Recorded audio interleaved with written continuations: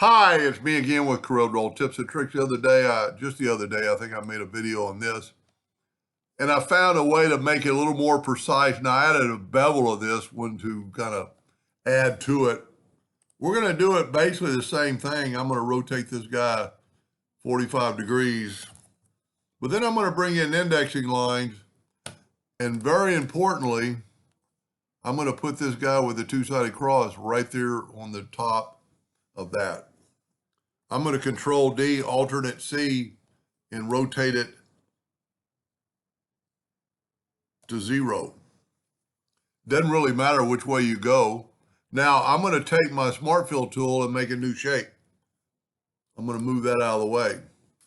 Now I'm going to take this and I'm going to left click, right click, and I'm going to go to Effects and Contour. I'm going to contour 0.1 to the inside with square corners. See, I just get a little bit of a contour. Now if I go to Object and break the contour part, if I nudge this over, you can see that it's not in the center anymore. It's off. That's because of the contour.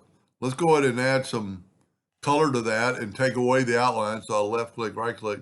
This time I'm not going to bevel. I'm going to use the interactive fill tool like I did in the first video.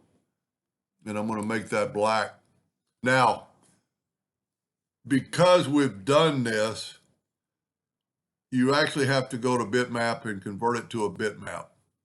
Won't really change anything. It does put a bounding box around it, but I don't think that'll show up in a printer. Now I'm going to Control D and alternate C and rotate it 45 degrees. And look at that. I've got a perfect amount of space between them. Let me take away the indexing line. I like both of them. I like the one with the bevel. I should have put a bevel and the interactive fill tool on it. But see, that way you get a more precise. The other one I was just ballparking and got lucky.